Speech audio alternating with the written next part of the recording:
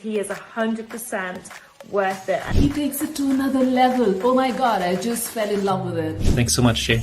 Blew my mind. And it worked. I wanted to buy my thing. Jay is, I would say, the Yoda of sales calls, man. Just talking to Jay, he was so good at just taking what it is, seeing the opportunity and the value and the real reason we are making it. Talk to Jay, because he got it. He can definitely help you out. Talk to Jay. You're going to get a lot. You're going to gain a lot. I would absolutely recommend him for any position that you have. Jay's definitely the guy. Give him the chance, give him the opportunity. You won't regret it. He's good at what he does, so I highly recommend him, and I would book him before he is fully booked out.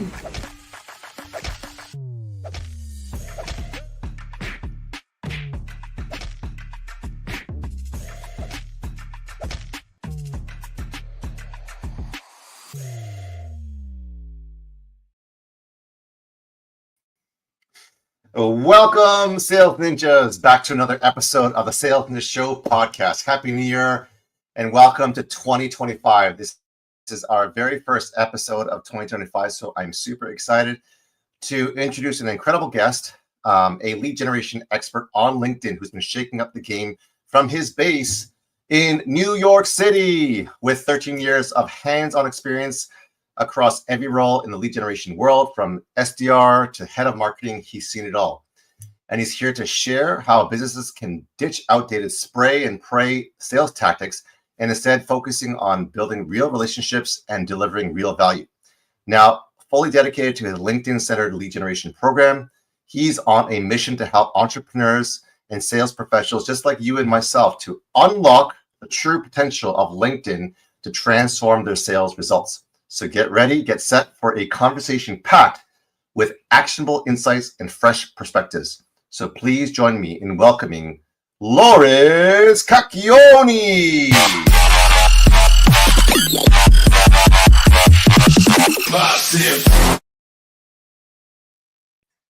Welcome, Loris, to the Sales Ninja Show podcast. How you doing, brother? Hey, Jay. Thanks for having me. I'm doing good. What about you? I'm doing excellent. So happy New Year, happy 2025. How are things in Bronx, New York?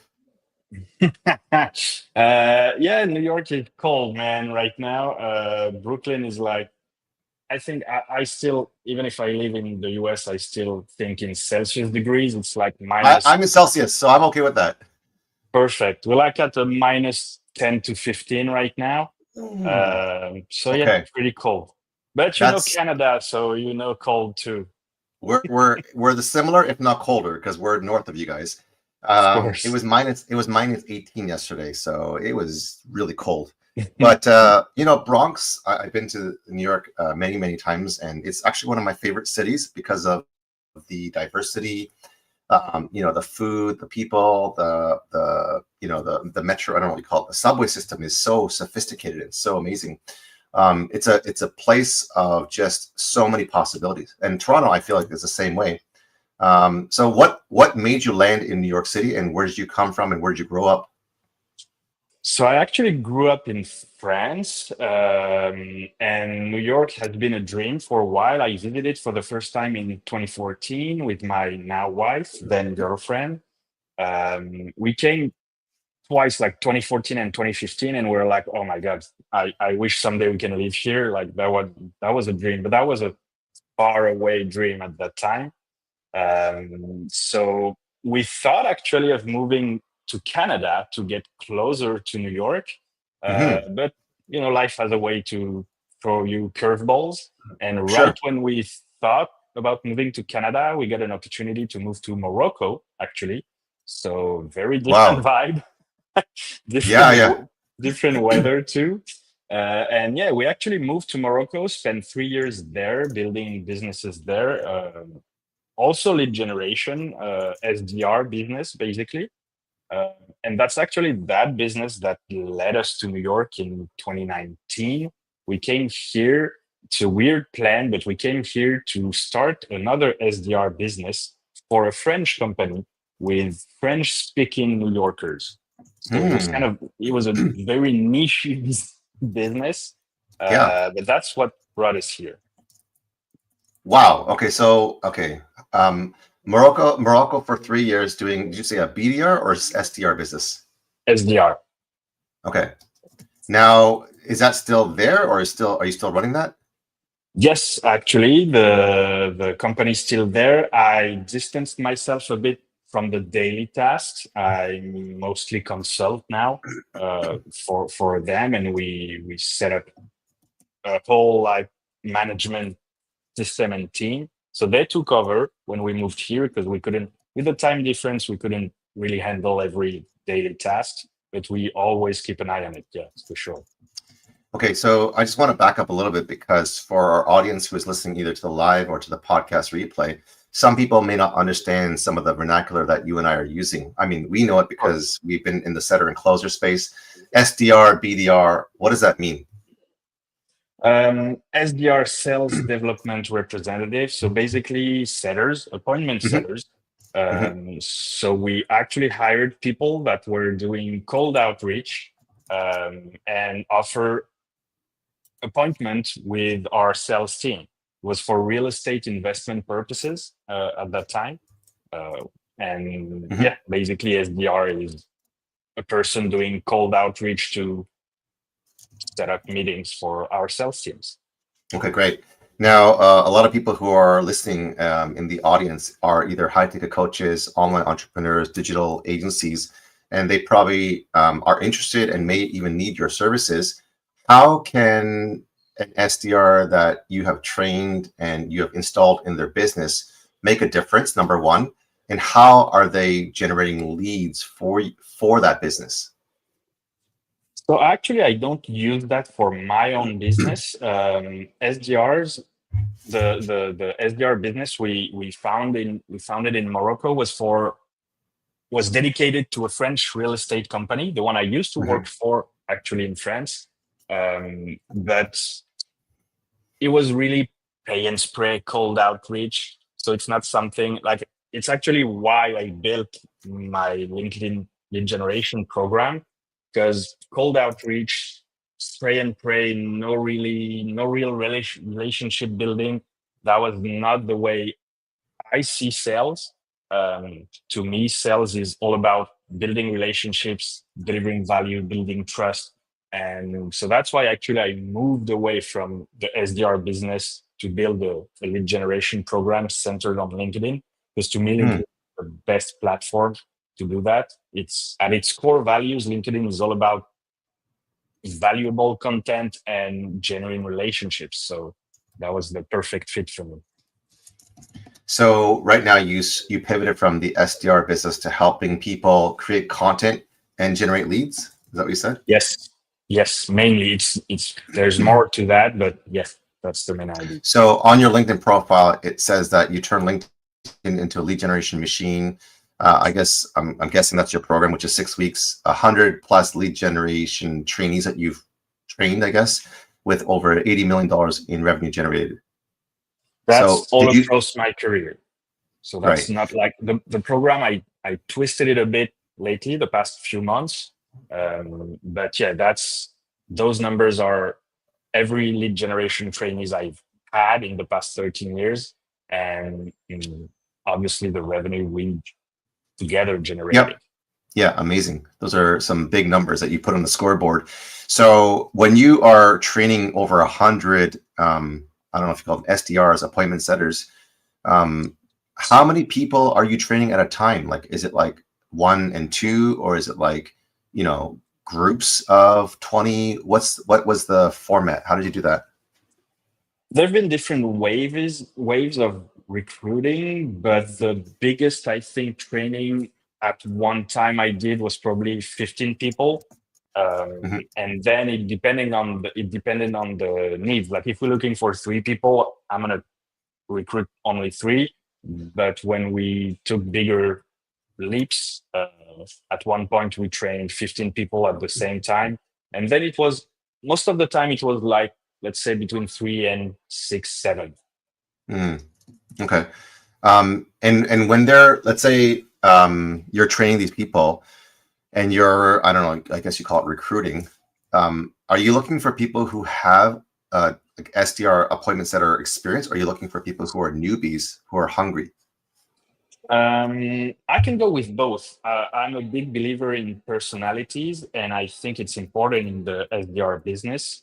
So I can work with someone that has no experience but a great mindset, personality, and obviously having a prior experience is always a good sign. But it's to me, it's never been like the most important thing. Awesome. It's I love about that. who you are and your mindset. Yeah, I believe that as well. So let's say you have a real estate company, like you said, a French real estate company that's doing quite well. They want to scale, and they want 10 of your setters, for example, because they want to scale. How does pricing work? Because I know that there's like different models and different pricing all over the place. I know, and I've heard some people say, you can have a setter for $3,000, $5,000, $10,000. Some will do a setup fee. Some will do rev share on their commission. How do people usually structure setter agency pricing? I've actually worked with different systems. At some point, I've had a client who was just paying for the salaries, like it was a fixed budget, like 10 SDRs, that costs about XYZ amount of dollars. That's what you're paying for. But I've also worked on a meeting basis, like every meeting is certain price. Per appointment? Paid per appointment, like you said. Yes. I've also worked in paid per sales. So that's a more complicated arrangement. And somewhere in the middle, like maybe sometimes it's not paid per first appointment, but second appointment. So I've kind of seen it all in terms of pricing. Interesting. And Interesting. setting. Okay, cool. So just to recap for those who are listening to this and looking for a setter, and maybe it's an agency or someone that you're trying to get a vetted trained setter on. I've seen all three models where Loris was talking about the number one, the base pay, where they might get, $1,000, $1,500, $2,000 base pay. The second one is the performance based, where they can get, $20, $50 per appointment that's booked, that shows up. And then there's commission based on sales. So basically the third way that I've seen is appointment setters can get, I think the industry standard, and correct me if I'm wrong, Loris, is around 5%, give or take, on cash collected. So meaning if I'm a setter and I set up an appointment that Loris closes, and let's say it's a $10,000 package, and we get all of that upfront, which is a paid in full, then 5% of that 10,000 I would make, I think, is $500. Does that sound about right? Yes, that sounds correct. Okay, cool. So, and did you find, because you've played with all these different models, did you find that there was one pricing model that worked better than the others that you preferred? Depends on who you're asking, because usually, like, if it's a commission-based pricing, the client is the most happy because he's only paying if he closes. That's right. It's your upfront fees, right? Exactly. But if you look from the SDR perspective, they usually prefer a base salary because it's safer for them. So it really depends also on the personality. Some people thrive on performance-based revenues, and some people get freaked out and panic when it happens. So actually, I'm not sure there's one answer that fits all. It depends on what you're comfortable with. I wonder, and this is just a question, we don't even have to have an answer for this, but I wonder if hybrid pay, which is like a lower base and a commission, would help retain more people. Because like you said, I think it depends on who you're talking to. SDR prefers a base. I just talked to a digital marketing agency where they're crushing it. They're doing multi six figures, but because they're paying a base pay and no commission, their SDRs are not really active. They're not really hustling, if that makes sense. Because they're getting paid, but if you don't do anything, they still get paid, but there's no performance metrics. And then the other side, right? They get too comfortable. And then you have the other side where it's all commission based, which is great for the owner. But, I've been in those shoes where the paid ads or the marketing was not working properly. And so my leads were dried up. So then I can't make money on no leads, right? So there's kind of both end. So what has been your what has been the when you work with people, what has been the one factor that says, man, this guy or girl is not fit for this role in the SDR role? What's been like, whether it's key criteria or personalities or things that you've noticed right away as you're training them that you've observed that said, you know, this is not the right fit for you. You know, I've already given you 3 warnings or whatever, you're out. Well, probably the hustle mindset and confidence. Like, for instance, someone who's too shy, very shy. I'm not saying a bit shy, like very shy. It's gonna be complicated because you need to put yourself out there, and you need to like have a thick skin because you're gonna get rejection, and that's a hard job. So if you don't have that hustle mindset, it's probably gonna be a bigger challenge for you. So that's something I was looking for. That's something I can look in a resume, like with past experience or education, even hobbies, like someone with no experience but who's big on, let's say, sports. Usually sports is a good like signal. One funny thing, restoration, like hospitality and restaurant business. If you have never been an SDR but you have years of, let's say, as a waiter or a waitress, you probably have the dynamic, like it's dynamic, you have to hustle, it's a everyday job, you can never rest. Like this type of mindset translates pretty well in an SDR role. Well said. When you're measuring success, and that was the hustle mindset, the confidence, and I 100% agree with you, like the hobbies such as sports, music, even like the hospitality is where they're hustling, they're grinding, and if they can have a better way to make more money, they're going to succeed and they're going to do a very good job. When you're measuring the SDRs to help them, like you've generated over $80 million in revenue, that's no small figure in itself. What is the KPI, meaning key performance indicators that you're looking for? Let's say the number of outreaches per day, the number of sets, meaning booked appointments. I know that it can vary with different industries, but maybe if there's an example or a case study on benchmarks or metrics, just because I think a lot of people, I was just talking to someone else in another podcast and they had no idea what kind of metrics, you know, people could do in terms of outreach.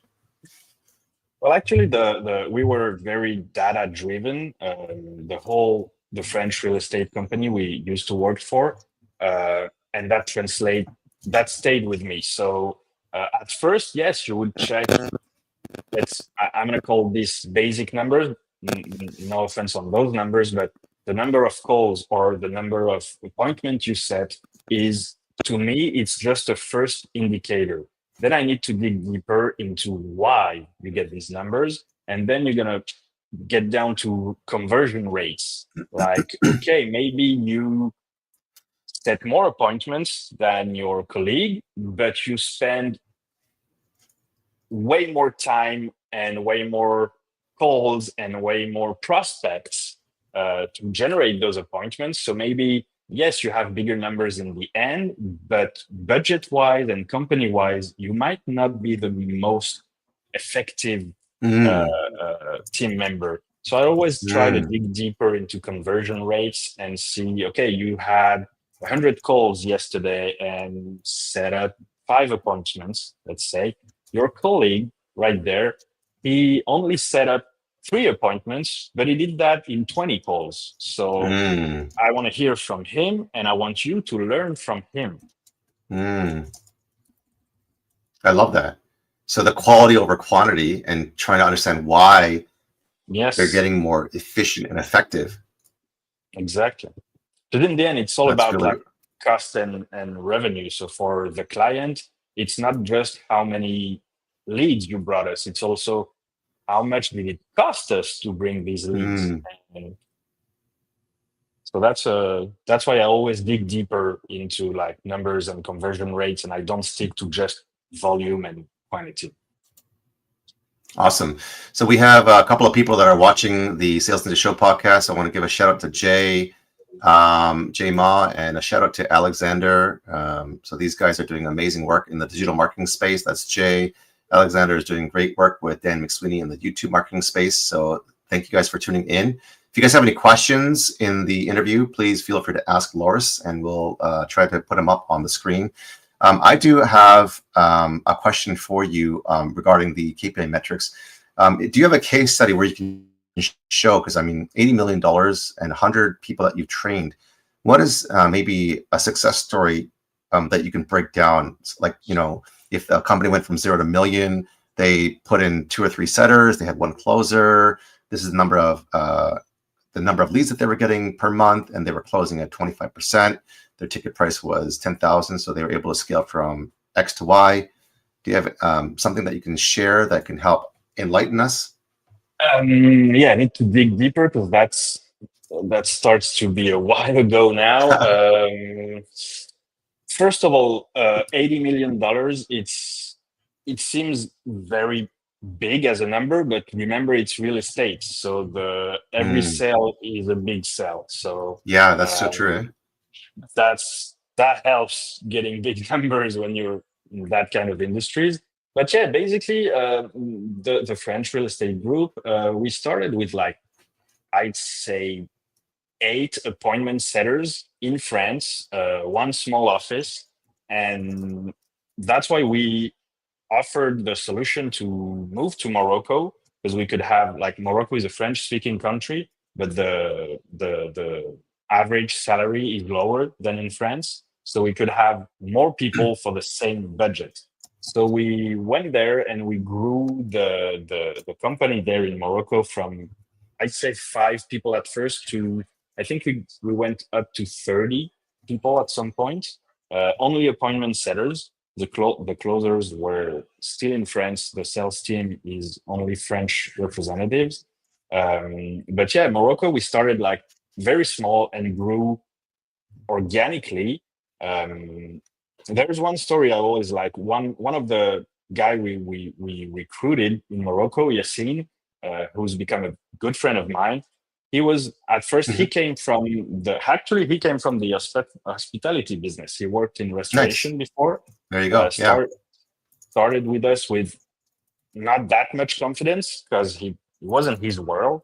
But I really loved, like, his demeanor. He was confident, but also very smooth and calm and collected. So it was a great fit. He struggled at first for, like, I'd say 3 months, but I saw something in him. Like, he could go further than just appointment setter. He just needed to, like, clear the hurdle. You know, you struggle, and until you figure it out, and then you're unstoppable. So that's what happened with Yassine. He was, at first, he would be like, I think he was at, let's say, about 100 calls a day and maybe 1 appointment a day. Wow, that's crazy. That was a very low, like, conversion rate. So we worked for like 3 months, working on the script, on the confidence, and I think after 8 months, he was our best, like, team member. Wow. He was probably, funny thing, he downgraded the quantity of calls. Like, he only called about 60 people a day instead of 100 after a few months, but he would get 3 to 5 appointments every day because he focused on quality and improvement. And he actually ended up being, like, he stepped up. He went from the SDR position to the closer position. And then I actually partnered with him to start a new company. Wow, really? Still under the same umbrella, but we partnered together to start a new company in Marrakesh, still in Morocco, but different location, to keep growing and add about 15 more SDRs that he was managing and handling on a daily basis. So that's one of the cool stories from the Moroccan adventure, and still talk to him like every month or something. So that's one of the stories I love about that adventure. Amazing. So I want to get into the nitty gritty in just a moment, but before I do that, I'm just curious, like, when you're building this SDR agency and you're training people, how long Is it ongoing every single week, every single day, how long are you training them for? Are they paying you to get trained? And how do you install them into the different businesses? So the training, like everything was paid by the French mother company. So I wasn't paid per training on a per training basis. I always say you never learn as much as when you do the job in an SDR position, especially on the phone. So I would usually do 2 to 3 days top in a like office setting training, like whiteboard and like classic training. And then after a couple of days, pick up the phone and the training becomes a daily thing. Obviously, with time, you spread this out. The first, let's say, couple of weeks, it's almost a daily grind. Okay, end of the day, one-on-one meeting. We listen back to some of your calls, identify the problems, strengths, and weaknesses to be better on the next day. And usually, after a couple of weeks, a month top, we approximately reached out the cruising rhythm, and the training spread out maybe twice a month, let's say, after the initial training is done.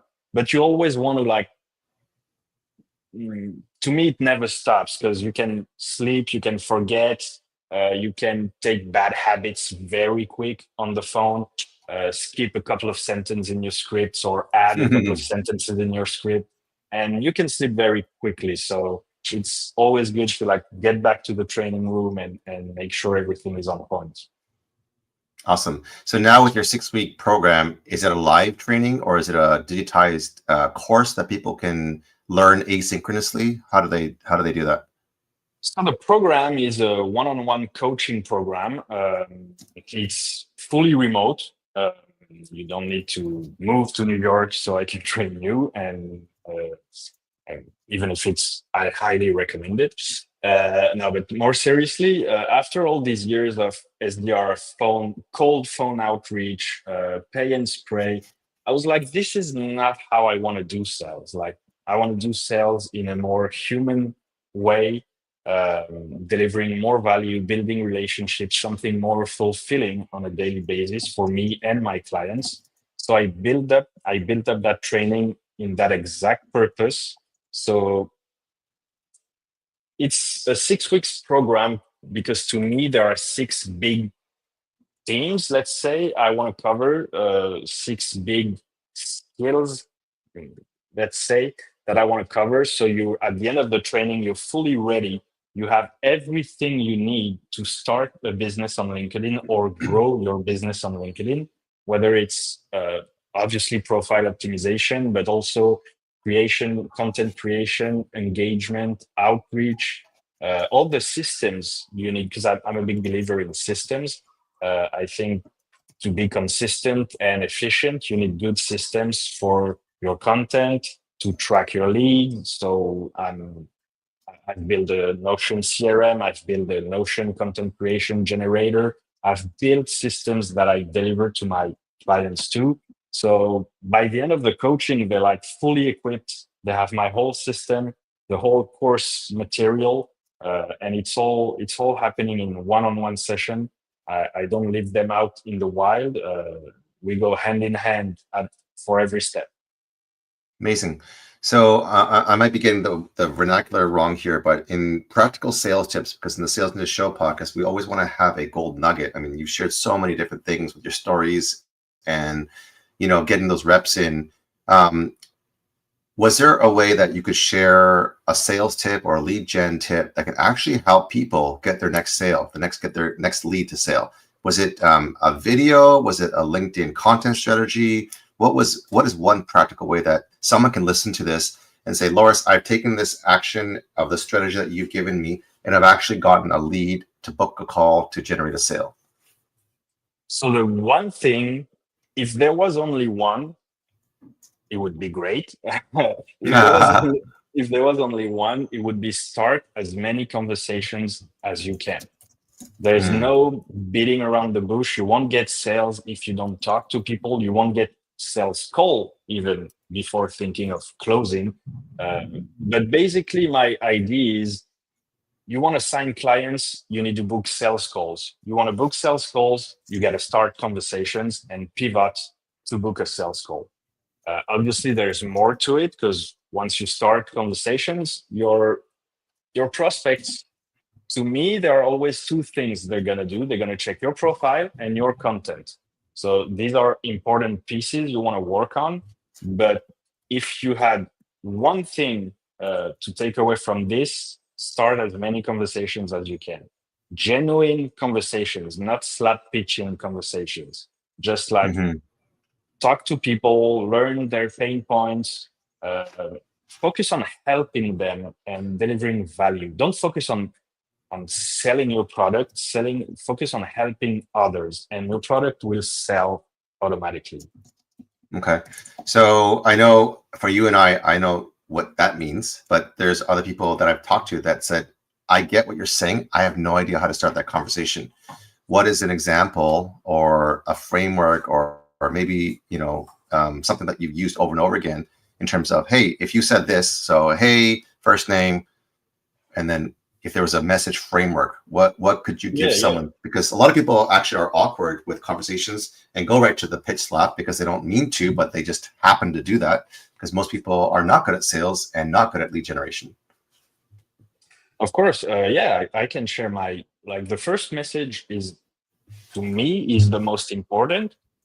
So my framework for that is there are a couple of rules. You have to include at least one sentence of customization and personalization. And I always offer value in the first message. That's the two rules that I never waver from. So it would basically look like that. Like, let's say, hi, first name. I see you're also following Sales Ninja. I'm currently working. I just created, let's use the video. I just created a short video training on how to generate leads on LinkedIn. You want me to send it your way? It's on me, obviously. Wink, wink. So you get a touch of humor in there. Have a great rest of your day, Loris. And this is that's the first message because I don't want to sell anything. I don't want to start asking salesy questions like, how's the generation going for you lately? Because everybody knows the pitch is coming once you start asking those questions. So it's basically an icebreaker with an item of personalization and something valuable you can offer. That's my framework for every first message I send on LinkedIn. Can you do me a favor? That was really gold. And I missed the end of it. Is just recap what you just said in terms of the message framework. So hi, first name. I see that you're also following the Sales Ninja. I just created a video on lead generation on LinkedIn. What did you say at the end of that? I usually stop there. I don't go too far on the first message. So it's usually just like you said, hey, first name. I see you also following Sales Ninja. I just created a short training video on how to generate leads on LinkedIn. Do you want me to send it your way? I'm always asking. I'm not sending it first thing. I'm asking because I want them to answer me. I want a reply and I want a yes. That's the first yes you're getting. Yes, send me that valuable resource you're offering. So yeah, basically I stop there. A little courtesy formula, like have a great rest of your day. Talk to you soon, Loris, something like that. But I keep it short and just as how you described it. So let's say I'm like, heck yeah, send it over, and then what's the next step? That's when you start nurturing the conversation and pivoting to an eventual sales call. I would be like, hey, Jay, here's the link for the short training video. How's lead generation going for you? Or how's LinkedIn going for you? Do you use it to sign clients for the Sales Ninja company? And I would stop there too. It's one of the great rules I've learned in sales. Don't talk too much. It's not about you. Be a good listener. So If I sent you my first message and you reply, hell yeah, send me that video, my answer would be, hey Jay, here's the link to the video. Hope you enjoy it. By the way, how's LinkedIn going for you? Do you use it to sign clients for Sales Ninja? That's it. I'm waiting for your I'd say answer. I'll probably reply back and I say, yeah, it's okay. I mean, it could always be better. Yeah.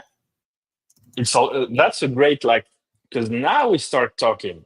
If you give me it could be better, that's all I need. Right. That's the crack I can sleep in. You know what I mean? It could be better. Okay, what's your focus? What are you working on? What are you trying to? What specific part of your game you want to improve in the next couple of weeks or months? What's a priority for you in the coming weeks or month? I just want to know your challenges better, because first I want to see if we're a good fit and if I can help you.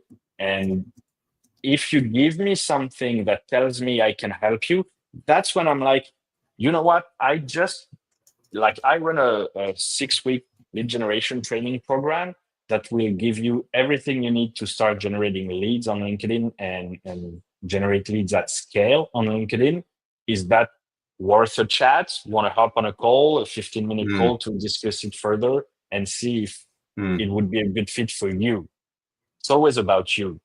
It's always about your prospect. It's not about you. If that's a big lesson for people trying to get into sales. It's not about you. It's not about your product. It's not about your offer. It's what about you can do for your prospect. That's the only thing that matters. Okay. So when people say that they're interested to share their challenges with you, like let's say I'm attracting broke people, I get calls, but not good calls. And then you say something like, I created a 6-week LinkedIn lead generation program. Want to hop on a call to discuss? Yes. And then my first reaction would be, is that free? Is that fee? Of course it'd be, it'd be a cost. Then you book a call with them, and then you're on the call with them. Is that a 2-step close where you try to discover if they're the right fit, then get to them a strategy call, or is it a 1-call close? It usually depends on how much we talked beforehand. Like if we've been chatting for a few weeks in the DMs, for instance, it can be closed in 1 call. If it's very fresh, very new, it might take a 2nd call. Depends also on the time your prospect have on hand. Like if it's just a 15-minute call, I'm probably not pitching and probing in the same call. If we have, let's say, at least half an hour, maybe we can start like first 15 minutes is about finding out if we're a good fit, if I can help you, if you really need me, the urgency you have, etc. And then I will move into like, okay, so I think I could help. You want to learn more about the program? I always ask. I never pitch right off the bat. Is that something you'd want to learn more about? Yes. Okay. Then I present the program. And you talked about price. That's an interesting thing too, because we all have different relationships with pricing, and not everybody's comfortable with the pricing. I always keep that for the end. It's not something, not because I want to hide it, obviously, but because if I showed you before talking about the price that I'm the right guy for you, the price is not a problem anymore. Obviously, in certain limits, obviously, but it's all about perceived value. Some people will like, for some people, like money is different for everybody. $1,000 is not the same for everybody. But if you have proven before talking about the price that you're the right person to help, that you are already doing it, you already helped other people, you have results, and you showed me that it's exactly what I need to grow and to overcome the obstacles I'm facing, pricing shouldn't be an issue. Right. Great. So we're coming to the end of our time, and I've already taken more than I asked. So I want to thank you so much for all the gold nuggets and for everything that you shared.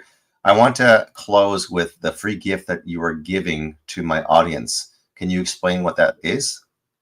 Yes, so it's actually starting from the starting point of that short training was actually the same thing we discussed earlier.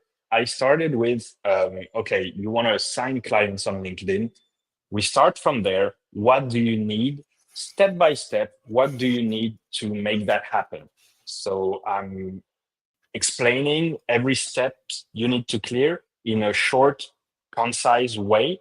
I could have done something longer, but I wanted everybody to I wanted this to be a 5-6 minute video. I didn't want it to create a 30 minutes video that no one will ever watch. So yeah, it's basically a quick summary of everything you need, step by step, conversations, DMs, profile, content, branding too, because that's important to bring clarity and intention in everything you do on LinkedIn. That's one of my core beliefs. So for that, you need to put in some work on the branding aspect of it. But yeah, it basically sums up every item you need in your LinkedIn skills, let's say, LinkedIn bag, LinkedIn game to succeed. A power-packed lead gen video in 5 minutes. That's amazing. That was the goal, Loris, what a pleasure to meet a talented, trilingual, quadrilingual. I'm not sure how many languages you've got. I'm barely learning how to speak English here. And thank you for sharing the value-driven approach to LinkedIn lead generation success that has helped you to train over 100 SDRs, appointment setters, and generate over $80 million in revenue. So everyone, listen to what Loris is saying. It's all about building relationships. It's about raising that trust. It's about having those real conversations. So on behalf of everyone listening, thank you guys for tuning into the Sales Ninjas show. Again, Loris, thank you so much for your time. And our goal is to help you. You're very welcome. And our goal is to help you, everyone that's listening to this, is to sell more, to give more. Exactly. Thank you for having